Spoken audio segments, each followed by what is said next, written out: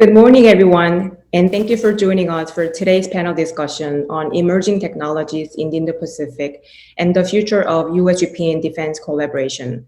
I'm Miyano, Director of the Asia Security Initiative, housed within the Schoolcraft Center for Strategy and Security. I'd like to start by welcoming our audience, panelists, and distinguished speaker, General Cartwright, to today's event. The Asia Security Initiative, ASI, promotes forward-looking strategies and solutions for the most pressing issues in the Indo-Pacific region to optimize cooperation between the United States and its regional allies and partners. As we reflect on the passing of the late General Grant Schoolcraft, ASI seeks to be an honest broker in honor of General Schoolcraft's legacy that develops concrete, actionable strategies that balance economic engagement with national security and bridge gaps in understanding between U.S. policymakers and their counterparts in the Indo-Pacific. Today's event focuses on a critical juncture in the Indo-Pacific with intensifying U.S.-China competition as emerging defense technologies tend to reshape the strategic decisions that the United States faces in advancing its interests in the Indo-Pacific region. The U.S. must better equip itself to counter these emerging asymmetric capabilities in close coordination with allies and partners, including Japan. Today's event will also include discussion of ASI recent report, emerging technologies, and the future of U.S.-Japan defense collaboration, which is available online at atlanticcouncil.org. We are proud to be hosting today's event in partnership with the Embassy of Japan. As a reminder, today's event is on the record and open to the press. Please feel free to submit your questions during our panel session via Zoom's Q&A function, comments on our Facebook live feed, or on Twitter at @ACSchoolcraft. With that, I have the distinct honor of introducing today's keynote speaker, General James E. Cartwright, former Vice Chairman of the Joint Chief of Staff, former Commander of U.S. Strategic Command, and Atlantic Council Board Director. As our audience is well aware, General Cartwright is globally renowned for his ability to leverage deep technical expertise and a clear vision of future national security concept to drive creative, innovative, strategic thinking on areas such as deterrence, nuclear proliferation, missile defense, cybersecurity, and adaptive acquisition processes. We are deeply grateful for his taking the time to share his deep insights with us here today on this important issue. And I look forward to hearing about how he sees emerging defense technologies shaping the strategic future of the Indo-Pacific. General Cartwright, please. Thank you, Dr. O. Appreciate the opportunity. It goes without saying that the face of conflict is changing. How we perceive it and how we look at it changes pretty regularly. The tools of conflict are also changing, and they're probably getting more discussion than anything else. And I'm reminded of the comfortable saying that I'm really comfortable with change as long as it doesn't affect me. And that's probably the heart of our biggest challenge. If you look at definitions of disruptive technology, disruptive concepts, they almost always are associated with some construct that is significantly undervalued in today's culture, norms, business practices, etc. If that disruptive concept or technology is successful, then it disrupts and displaces existing concepts and technologies. And almost always with that disruption comes a displacement of the as-is in the construct and an increase in scale and responsiveness to need. And so we're at an influx or a tipping point where that is likely to be the case in the nature of war. Given the 10 minutes that I have to discuss this issue, I thought I would focus in on two constructs that we'll talk to in parallel. In the military parlance, we have a construct called availability, and that construct goes to how much force do I need and how much force can I move into place to address a problem. And alongside of that goes a construct of sizing. How big a force, how much of any particular asset do I have and do I need? For years now, lots of years, probably 50 plus years, we have run a construct that has been known as varying 10, 40, 40, 10, 40, 50, but the three numbers tend to apply to the availability construct. And the idea being that in the first 10 days, that forces that are in place, Allied forces, US forces, etc., can delay, stop aggression. In the next 40 days, after that first 10 days, the first forces flow that generally are airborne and marry up with either pre-positioned equipment or bring into existing airfields and ports the capabilities. And then another 40 days, and you're basically getting your shipping to move forward with the heavy equipment.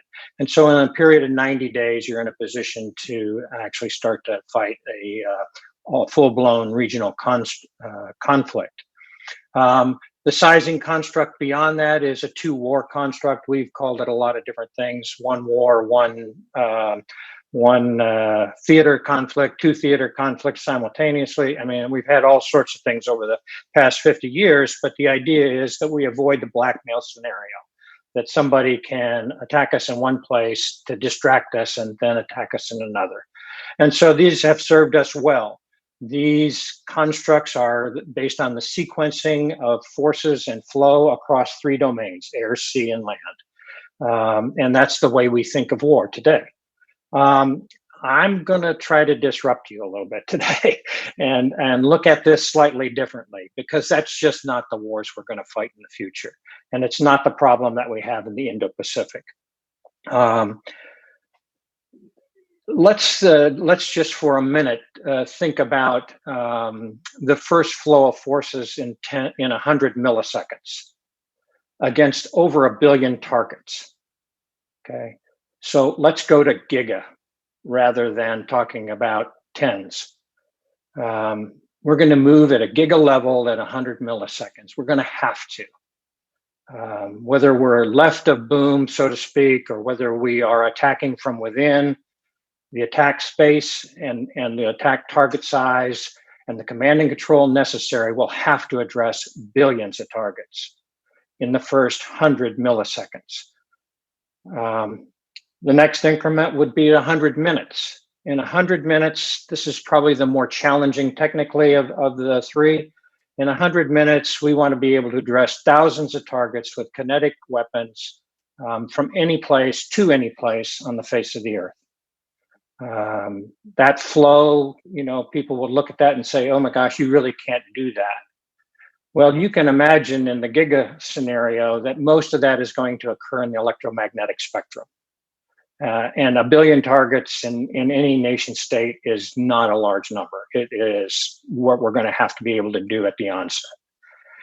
But in the first 100 minutes, getting at millions of targets and servicing them, it's a much bigger difference. And so you start to think about how can I get to the other side of the earth? And you start to understand the press for hypersonics. You understand the press for moving large amounts of equipment and people and things great distances in very short times. But the only way that you get any place on the face of the earth in 100 minutes today is that you transit space. And if you look at space and you look at the disruptive technologies that are emerging there, a couple of which are over my shoulder, and you start to think about, okay, if I can with Falcon 9, which is what you see over my shoulder, take 1,000 50-pound projectiles and put them any place in the earth in 100 minutes with no problem, you start to get an idea. And if I go to Falcon Heavy, I can do 3,000 projectiles. And if I go to the emerging Starship concept, or what is being proposed by Amazon, then I'm talking about 4,000 on every sortie. So 1 million is not out of the question.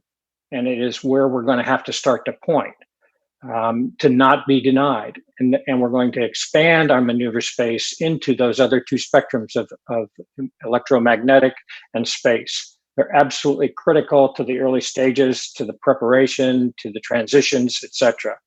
And the last one is 100 hours. The deployed forces that we have out and about converge on the contested domains in the region within 100 hours. They have to be there and they have to be ready to go in that amount of time, and that is not undoable.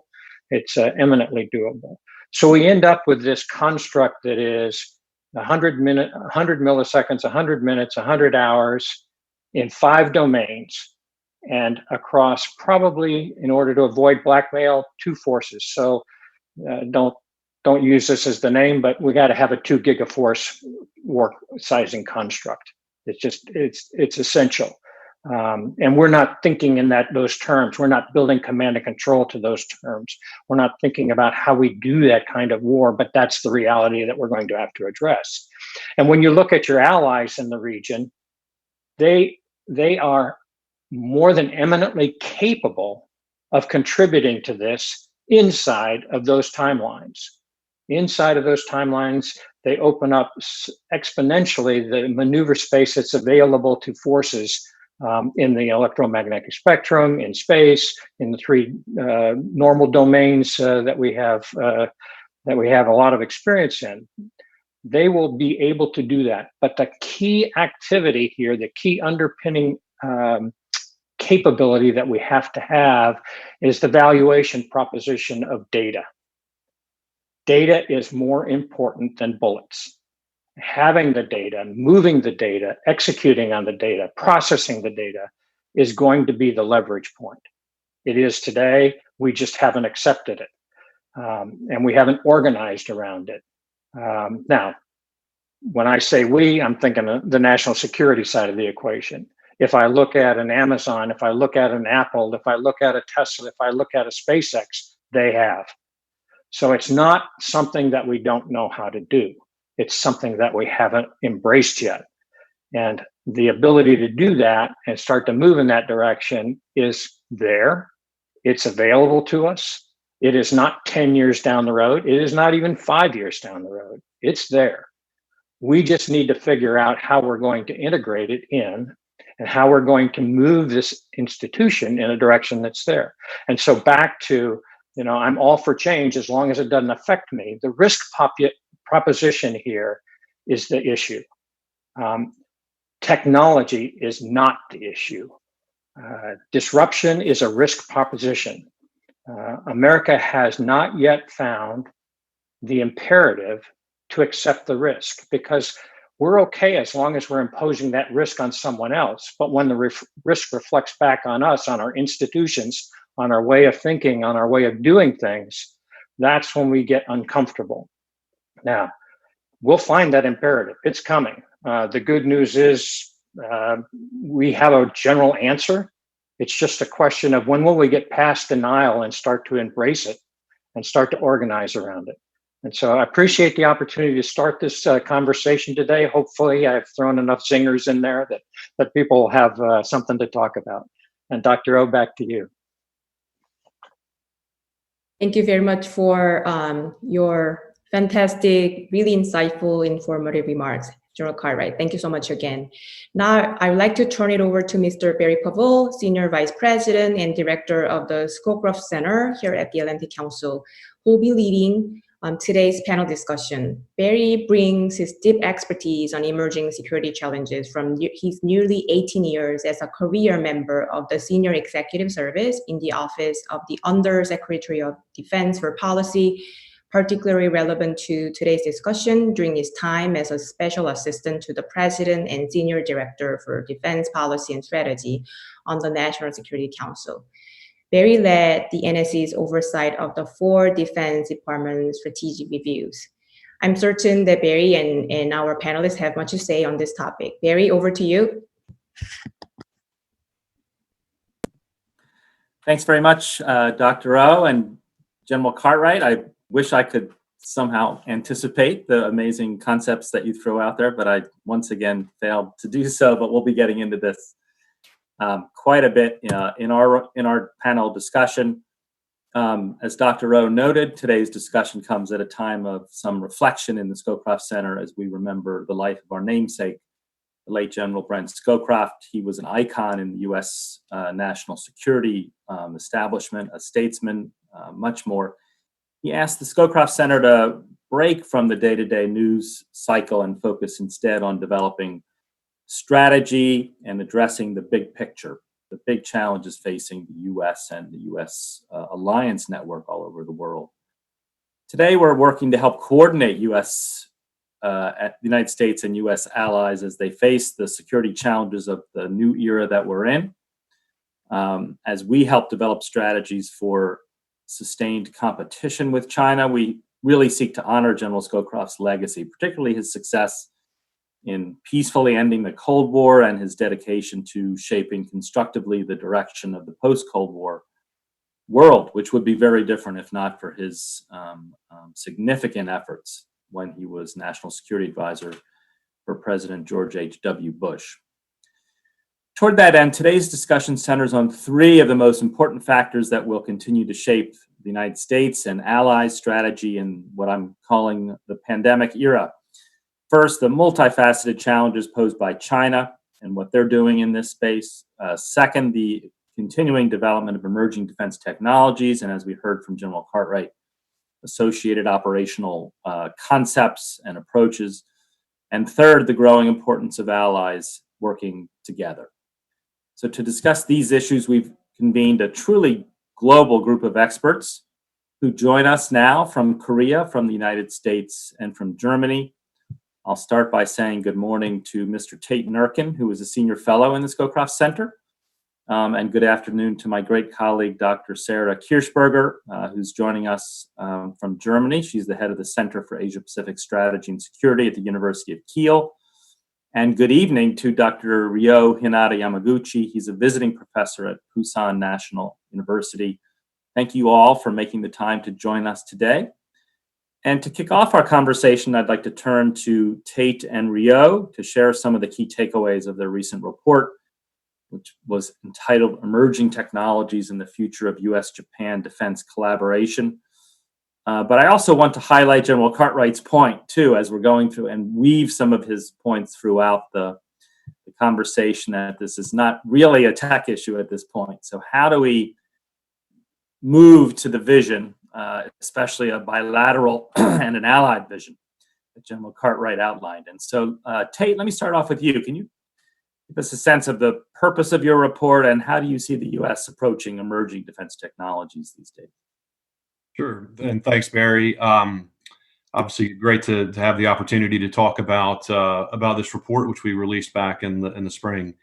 First, I want to also thank General Cartwright for his comments because they serve as a really good lead-in to some of the outputs of our report, which was really focused on how the U.S. and Japan can collaborate, can coordinate on three specific emerging technologies which are shaping the future of military capabilities. And those were unmanned systems, artificial intelligence, and hypersonics, and really kind of also the counter technologies to unmanned systems and to hypersonics as well. And I think a lot of what General Cartwright said is incorporated into this report. We do make some very specific recommendations about programs or capabilities that we think are kind of, if not low-hanging fruit, certainly high-value capabilities to collaborate on. But one of the values, I think, of this report is we lay out some conditions, sort of a framework of how we should think about U.S.-Japan collaboration in these areas and others, and they really do hammer home some of the changes in the strategic and operational environment that have already been mentioned. The first condition that we lay out is that this collaboration has to enhance JSDF and U.S. ability to carry out respective missions and compete in key domain areas, which are the same ones that General Cartwright mentioned, right? So air and missile defense, undersea, space, the electromagnetic spectrum, and the information domain.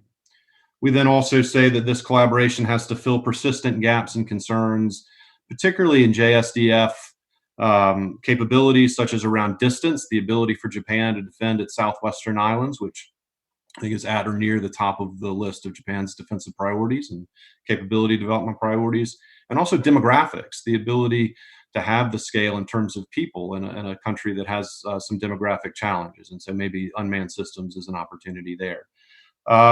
but to the point of, hey, this isn't all just about a technological challenge. We also say that this collaboration should leverage the already demonstrated expertise in these two industrial bases, both the traditional defense industrial base and commercial industrial base, which is becoming much more important in developing the capabilities that will be applied across the domains we've already talked about. And that these collaborations are politically feasible and sustainable. So it is not a technical problem on a lot of fronts, not just in terms of ConOps, it's politics, it's geopolitics, which are becoming increasingly sensitive. So, I think we'll have plenty of time to get into some of the more specific recommendations, but that's kind of how we thought about it, was that we need to create a set of conditions, like a set of framework for guiding what we think should be very bold, very creative, and extensive collaboration between the US and Japan in these technology areas. Thanks very much, Tate. Really want to dig into some of the key things that you raised there, but right now let me turn to Rio. And Doctor, can you give us an overview of how emerging defense technologies factor into Japan's strategy, including where relevant, its free and open Indo-Pacific vision?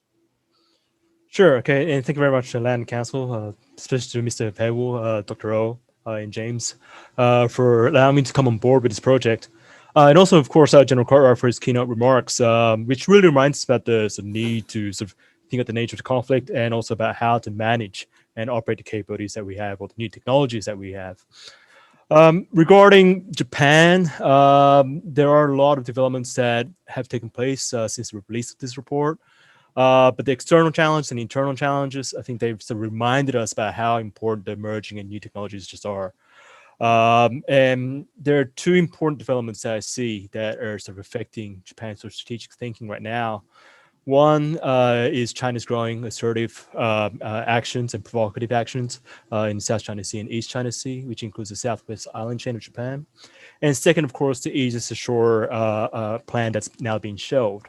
And when we factor in the challenge that Japan faces in this, free and open Indo-Pacific and so forth, there's going to be a lot of dilemmas that Japan faces in terms of defense planning. And so from the Japanese point of view, with one, new and emerging technologies that are discussed in our report are of vital importance for one big reason, that is that Japan is going to have to think about going asymmetric against the challenges that it faces. In the Pacific, we face, China, which has mass. Japan's not going to be able to match that, and so Japan has to think about some asymmetric ways to deal with those challenges. And the technologies that we have highlighted in this report allows Japan to go forward with that. And so the technologies of vital importance: unmanned systems, laser, high velocity, electromagnetic spectrum, cyber, electronic warfare, ISTAR, network operations, and so forth. These are the technologies that Japan is working on right now. Although I would also admit that the development of the progress is still somewhat nascent. And there are two constraints, and Tate's already highlighted this already a bit. But one is budget, but that can be overcome if Japan lifts that 1% of the GDP cap. But the bigger constraint is regarding personnel. In that Japan faces demographic issues that it's affecting recruitment and retention, and there's also an imbalance amongst the three branches of the JSDF, that is ground, maritime, and air. And ground takes up a very large portion of the personnel. And there needs to be more in the maritime defense force, self-defense force, and air self-defense force, and that has to be fixed.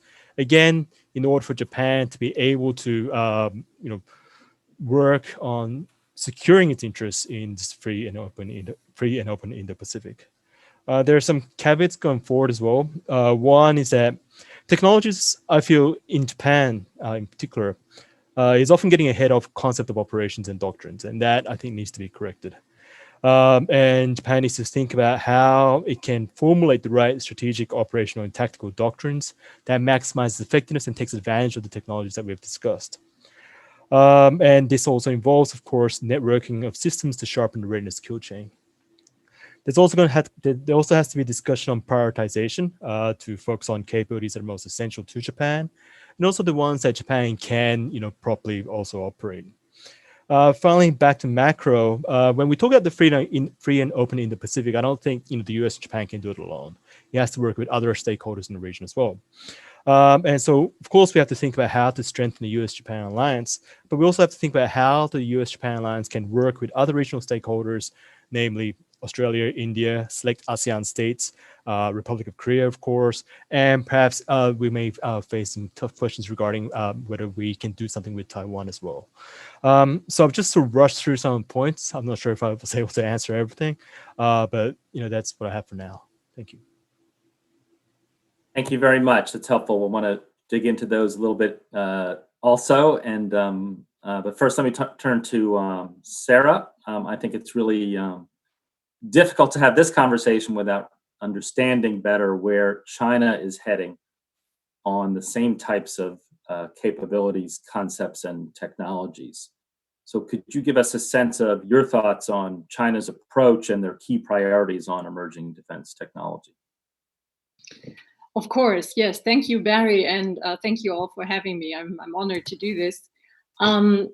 General Cartwright already hit on one key point, I think, when he said that data is more important than bullets. I would fully agree with that statement, and I think this is also what the Chinese military planners are thinking. So when we look at these new technologies that are emerging, many analysis focus on individual technological concepts such as robotics or AI or hypersonics, especially the new offensive capabilities that could be created by these new technologies, such as drone swarms, etc. And China is very active in all of these fields, actually in the forefront of developing some of these technologies, not just in aerial drones, but also robotic submarines or XL UUVs and surface drones, such as this very crazy Jari surface drone that is actually a small ship equipped with a vertical launch system and a phased array radar on a 15-ton platform and supposedly for operating in swarm formations. But what I think is this is not the most interesting development that we're facing. The most interesting development, I think, is the networked capabilities that could emerge from these new technological capabilities.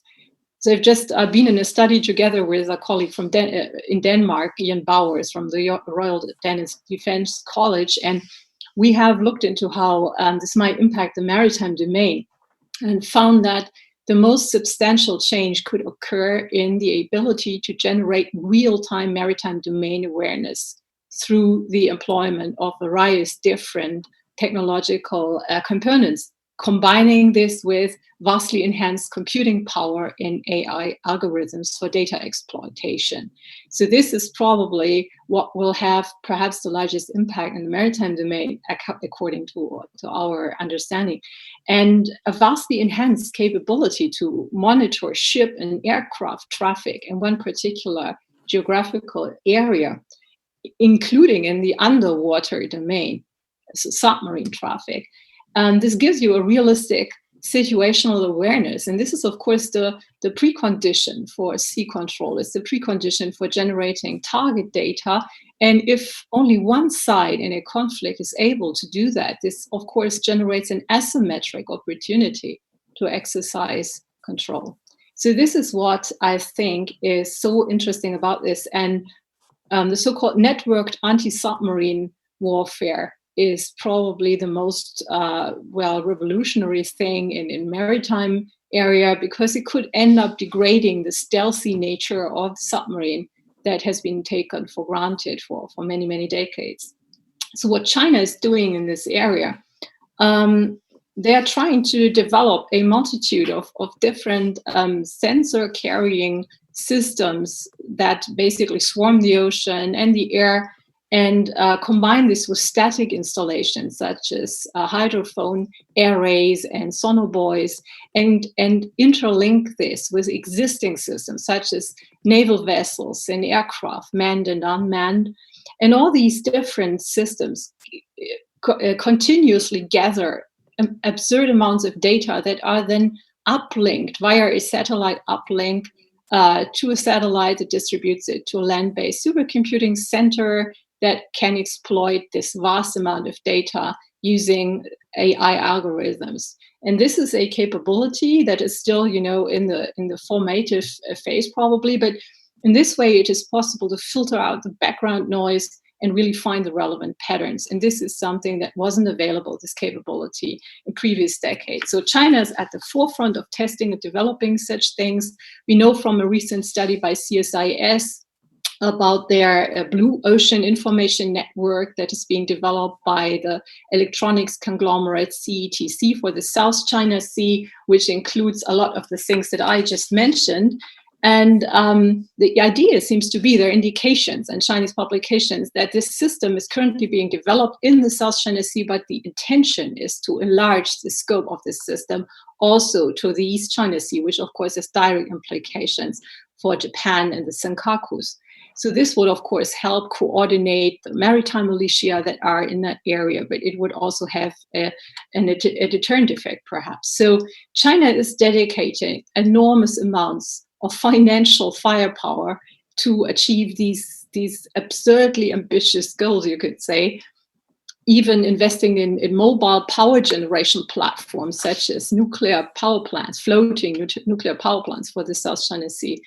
And Western tech companies, I'm sorry to say, have unwittingly helped some of these efforts by technology transfers for supposedly civilian applications, be it in hydrographic surveys or be it about semiconductors that are needed for some offensive capabilities, such as electromagnetic catapults for aircraft carriers or even railguns. So there's a lot of tech transfers going on, even on the legal side, not even talking about illegal tech transfers. So to conclude, I would say that the US-Japan alliance has been cited by many Chinese analysts as one of the key problems for China's maritime expansion, one of the key hindrances that stands in the way of exercising control over China's near abroad. And I think this effort to create near real-time maritime domain awareness that China is putting so much resources in is likely a means to counter this alliance. So data is really key here. Data is really apparently the prime target. And the US-Japan alliance is, of course, now directly challenged to come up with its own answers to this unfolding new capability. So that would be some thoughts on that. Thank you. Wow, Sarah, those are really interesting developments that I had not heard quite in that level of detail. I would love to just hear from Tate and Rio about how they see their proposals, running up against the types of advances and ambitions that you cited China as conducting, especially in light of the fact that the US-Japan alliance, as you said, toward the end of your remarks, is the key cited by China as the challenge and the constraint that they have to overcome. So, Rio and Tate, what are your thoughts on your recommendations and how they might help the alliance deal with and continue to deter Chinese coercion and aggression, into the 2030s? Yeah, well, and thank you, Sarah, for really detailed points there. I think that's one major issue that Japan is going to face in dealing with, regarding China. I must admit that when we look at the developments in Japan, a lot of focus was on the bullet side, but not enough on the data side. Do you see some, improvements in the data side of things in recent years? But still, I would say it's very nascent and still early stages of the learning curve. And so this effort, by China to establish more greater network capabilities, that's going to be one major issue Japan faces. Now, obviously, we can think about ways to disrupt that, but again, how capabilities take time to sort of create and also to operate, and that's one major issue that we are going to have to think about. Also, again, there are capacity issues regarding what to do with human resources, how to educate and train experts in this area, and also again financial resources as well. And so, again, all those things allows Japan to sort of focus on what it needs to work on, but how it can overcome those issues amid all the other dilemmas that Japan faces. That's going to be the major problem that we'll face. Yeah, I think on the data issue and really just an overall situational awareness across multiple domains simultaneously, we do talk a little bit about AI as an enabler and of deterrence of China and of military operations for both the U.S. and Japan and combined military operations. And there are lots of ways that AI, of course, is being leveraged by militaries around the world. And the one that we really focus on more than others in this paper is intelligence collection and processing. So we do think that should be a priority because there are lots of ways to compete and deter China. One is to develop counters to the things that Sarah has laid out. The other is to develop similar capabilities and make them better.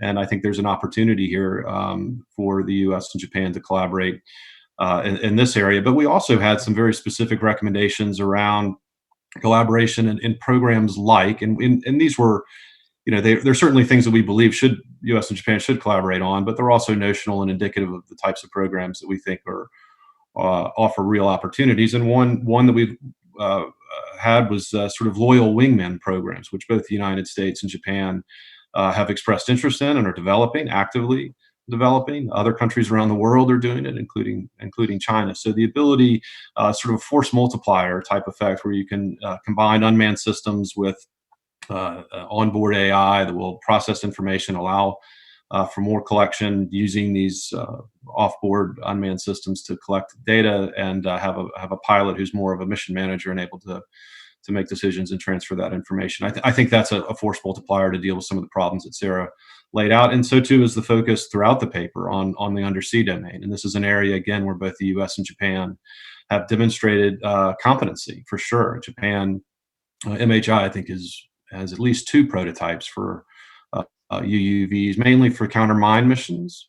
Doesn't mean that this technology isn't easily adaptable to other missions, especially in collaboration with the United States, who is also developing extra large UUVs and other novel undersea capabilities. So I think we see the same sorts of threats that Sarah laid out in such great detail, and that there needs to be not only a collaboration to meet those threats, but also to create new capabilities that cause problems for China.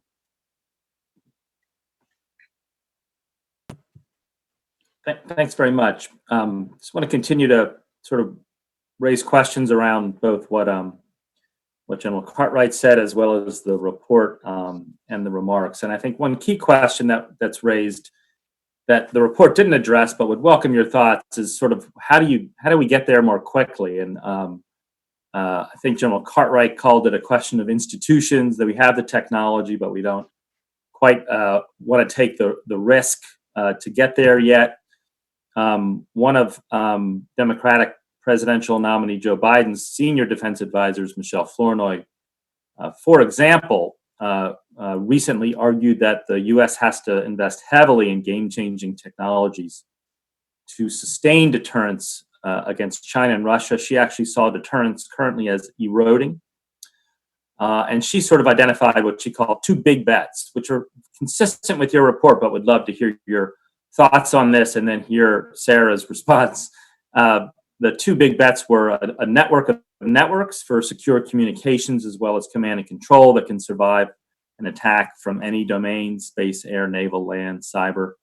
And then second, unmanned systems. And so, these are sort of collections of big bets. And so question 1 is, do you agree that these are, really the top 2 sets of priorities? And what might we be developing under each of these broad categories together, the U.S. and Japan? And then the follow-up question is, well, in order to get there with the necessary resources and investments, how significant are the strategic choices that would have to be made to cut legacy forces, headquarters costs, other current costs in both defense establishments, in order to take this leap, this trust issue that General Cartwright so articulately laid out in his introductory remarks? So, Kate and Rio, any thoughts on those questions?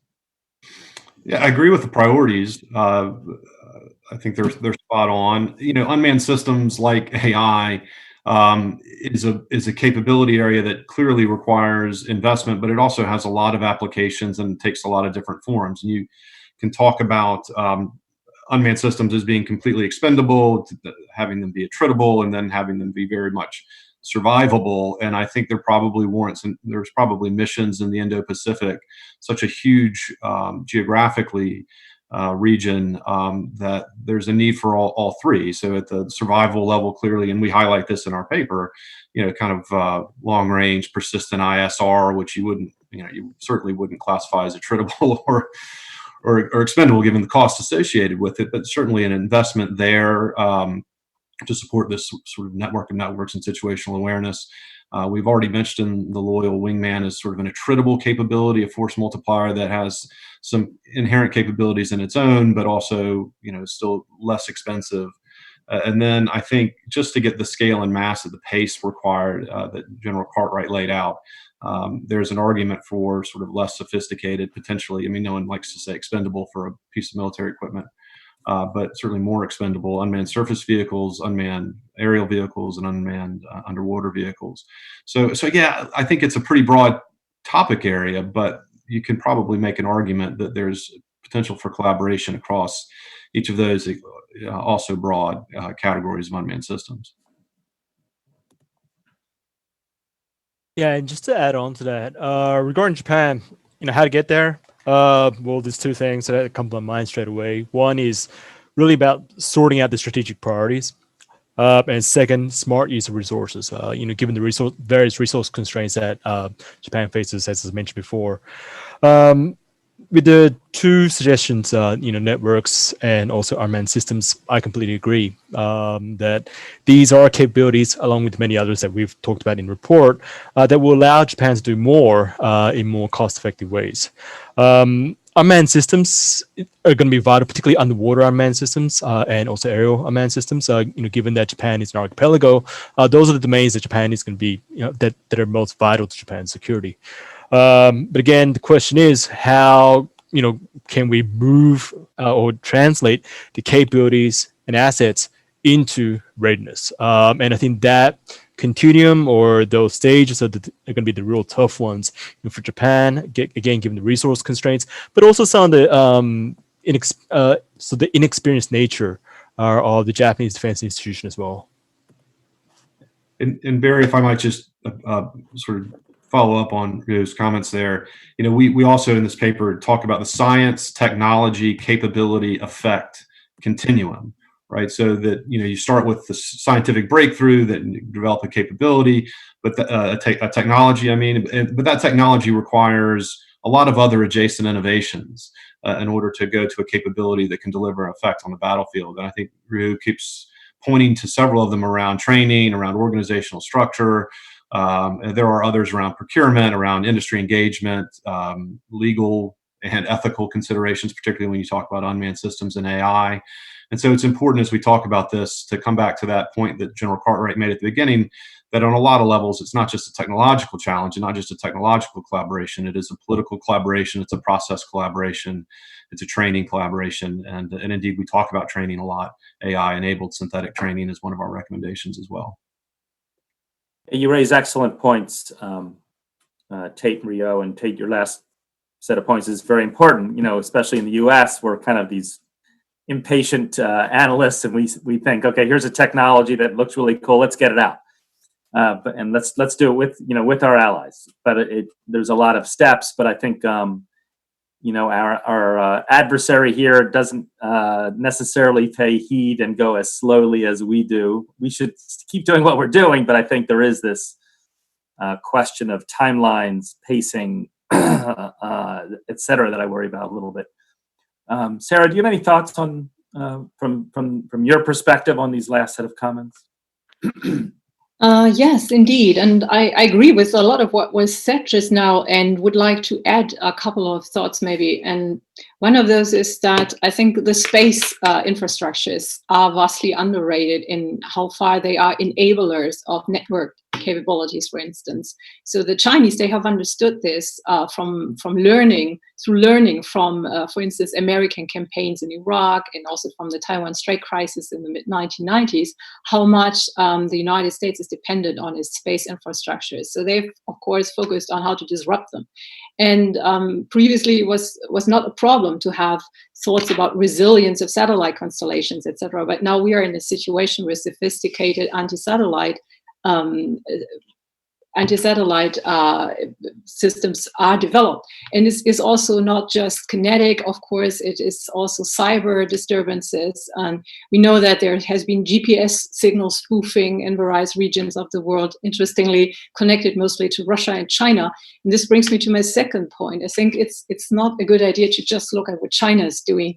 We need to look at what Russia is doing as well, and how much Russia and China are actually coordinating their efforts, because they have begun to work on joint development, actually, of some of these very new technologies, also focusing on AI. And they are also jointly, I think, coordinating some of their disruptive behaviors, the probing behaviors. I mean, Japan is a prime example because they're constantly faced with fighter jet incursions near Japanese airspace coming both from Russia and China. And if you look at the map where they are distributed, they seem to coordinate to sort of join forces there. They're also talking about creating an early warning ballistic missiles warning system for China with Russian help. And there has been a lot of news about China and Russia thinking about fusing to some degree or coordinating their global satellite navigation systems, GLONASS and BeiDou. So this is also something we need to take into account, in my view. So I totally agree that command and control and data links are just the most important thing to focus on, because if you can take out the nodes in such a network, you can disable the entire network.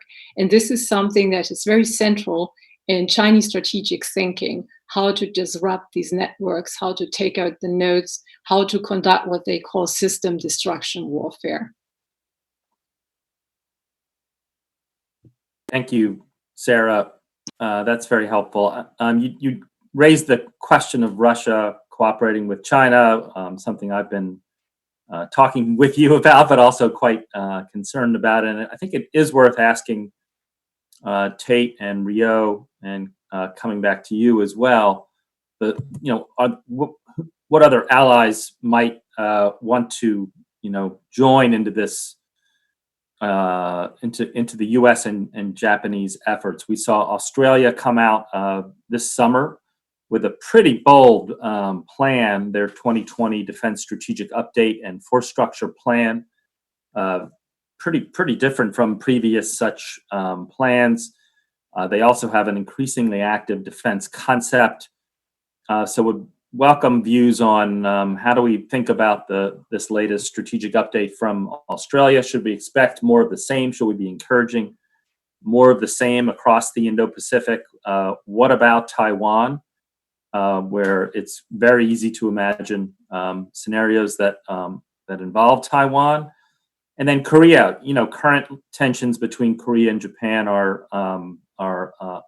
unhelpful, but this is a long-term game. And so how do we think about Japan, which has an enormous defense technology base, also playing roles in the U.S.-Japan efforts that Tate and Rio highlighted? So I throw that question of sort of multilateralizing this to the three panelists and would welcome your thoughts. Okay, well, thank you. And regarding, sort of how to expand this network, this is actually, the real tough part. Regarding South Korea and Japan, that conflict's always been there. There's never really been a time where Japan-Korea relations have been good, particularly in security area. But the bigger question or the concern I have, regarding, South Korea is, well, what's the South Korea-US alliance going to be like? I think much, pivots on that, not just South Korea and Japan. Taiwan, well, I think they'll be the most enthusiastic regarding some kind of cooperation. But the problem is that, for Japan and also to the United States to some extent and many other countries as well, there's going to be a lot of constraints in what they can actually do with Taiwan, without sort of worsening the tensions with China and so forth. Australia and India, again, two vital players. But the question is, well, what about the distance in that, they're not in the immediate East China Sea area. And so, how much can they actually sort of contribute to deterring the Chinese threat in Northeast Asia and so forth?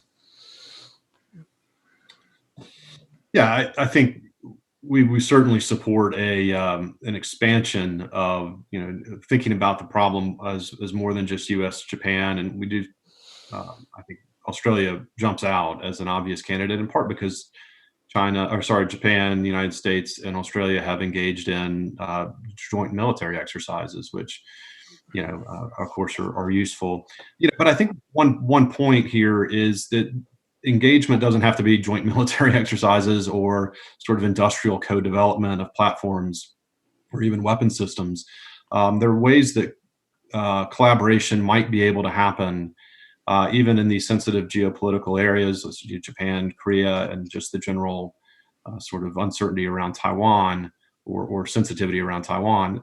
For example, in information operations and in countering misinformation and disinformation, which of course will be a battleground for the future, and in other areas, potentially even in EM spectrum stuff. So I think we have focused a lot on platforms and sort of traditional platforms and systems and unmanned systems, but there are other domain areas that we highlight in this report, including the EM spectrum and the information domain, where it might be a little less difficult to collaborate and where distance may not be quite as big a problem.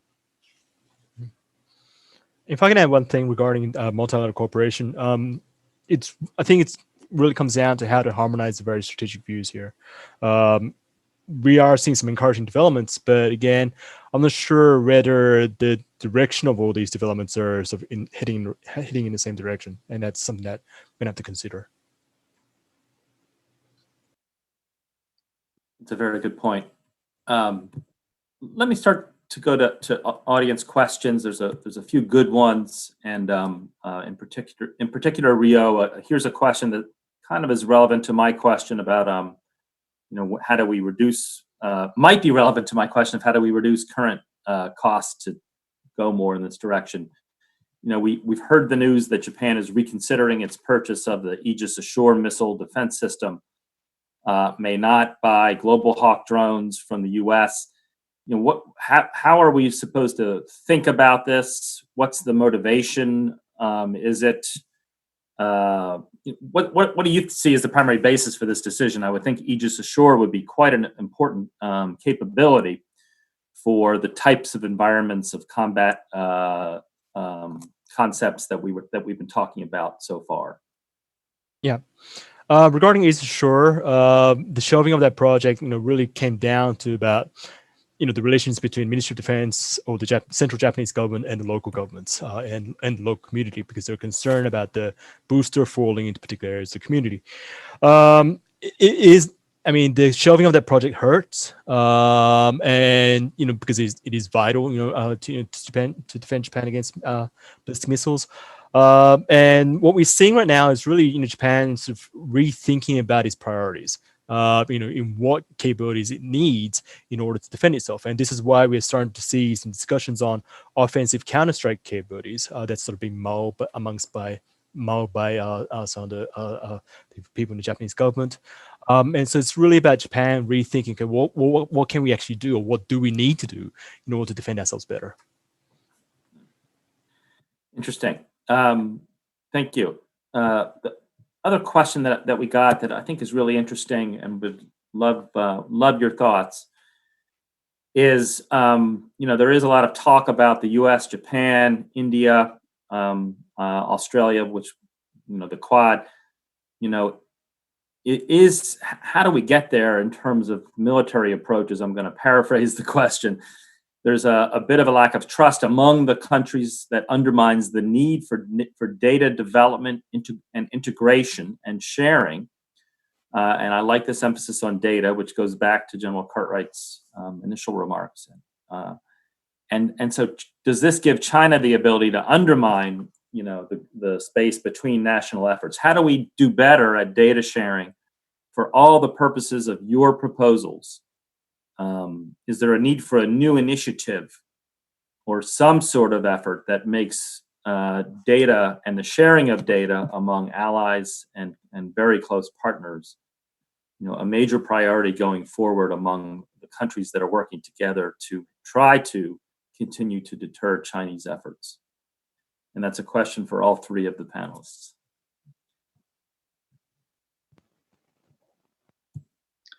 Maybe I could add some ideas from a European perspective to this, if you want. Please, yes. So looking at this coming from a NATO perspective, where data sharing is also an issue. There's always complaints in the various NATO nations that, for instance, the Americans are not willing to share as much data as the others would like, and so on. So the data sharing, even in such an alliance system, is not a given, and it needs to be trust needs to be slowly developed. Also, technological interoperability needs to be built up. It's also not always there in the beginning. But looking at the situation in the Indo-Pacific, I think the fact that India has been conducting anti-submarine warfare exercises together with the United States is a pretty good indication of trust actually being developed, and some data obviously needs to be shared for that to work. So this is really something that a couple of years ago, before that happened, wouldn't have been expected, I think. So there is definitely something happening. And also, there's these lateral connections between the various states that make up the Quad. So when India and Vietnam, or Japan and Vietnam, Vietnam is not part of the Quad, obviously, but when various members of the Quad interact bilaterally with other Asian nations, or the Japanese-Australian defense industrial contacts that they had in the course of the submarine program, for instance. So these are new developments that we haven't been seeing. In the past, it was all this hub and spoke system coming from the United States, connecting bilaterally with all these actors, and now there's more interlinking going on. And I'd like to very briefly come back to one of the points from the previous discussion about information warfare and psychological warfare that I think Tate Nurkin brought up. This is an excellent example, I think, of the new types of threats. And since Barry mentioned Taiwan, I would like to point out that Taiwan is maybe battleground zero of everything that's happening in terms of information warfare and the psychological warfare operations coming from China. So this would be an excellent opportunity for the other democracies in the Indo-Pacific to engage with Taiwanese experts who are working on these so-called hybrid or sharp power threats, just to enhance the sharing of best practices, how to counter that, and maybe exchange notes about the scope of the problem, and so on. So this is also happening probably already, but could probably be enhanced, maybe institutionalized a bit more below the level of state-to-state interaction. Just wanted to throw that out there. Yeah, I agree with that. And this could also it obviously should have a government component and a security component, but it could also happen within the commercial communities as well, who are also being activated to deal with this problem of information and disinformation warfare and deep fakes and things like that. So I think there's multiple layers to collaborate on that particular problem. But back to the question on data, yeah, I mean, this is a challenge even within the U.S. government. And as Sarah noted, it's been a longstanding challenge for NATO. I do think that interaction builds trust, and that's a good thing. These lateral relationships between the different Quad members and with the United States is very good. I also think that the strategic environment is one where we are, unless China radically changes its behaviors in the region, you will see more willingness to trust and to share. I think probably be a little more open with data, at least on a temporary basis, right, to deal with specific challenges or specific spikes in the strategic environment. I do think that probably there does need to be more of at least, maybe a formal organization or initiative that allows for sustainability of data sharing, much the way the Five Eyes does. And I even saw an article recently, and I unfortunately can't remember who wrote it or in what publication, that talked about adding Japan and making it Six Eyes. I think ideas like that, creative thinking, where we get away from maybe some of the frameworks that have constrained us in the past, is needed here. And Rio, any final thoughts before we have to close on that question or others? Yeah, very quickly. Terry and Sarah mentioned most of the things that I had in my mind, but what I can say is that interinstitutional relations matter as well. So I suggest more exercises, more military activities and so forth between various states, and that's gonna be vital in the coming years. Great. Well, thank you very much. I think I'm we have to close. It's 9 o'clock, but I want to end on a comment from General Cartwright, who started this discussion, where he points out that Five Eyes is already a data relationship, but it should be updated to include accommodating some of the new attributes for partnering and inclusion that have been discussed here. So this has been a really great conversation, really thoughtful. I love how we're moving this toward the future. Stay tuned for more from the Asian Security Initiative in the Schoolcraft Center, including on Taiwan later this year, on Korea, and on a range of other matters. But for this session on the U.S.-Japan relationship, which is so central to security in the Indo-Pacific. Thanks to Sarah, to Tate, to Rio, General Cartwright, Dr. O, and everyone here. Thank you for your participation, your questions. Much more to come. Have a good day.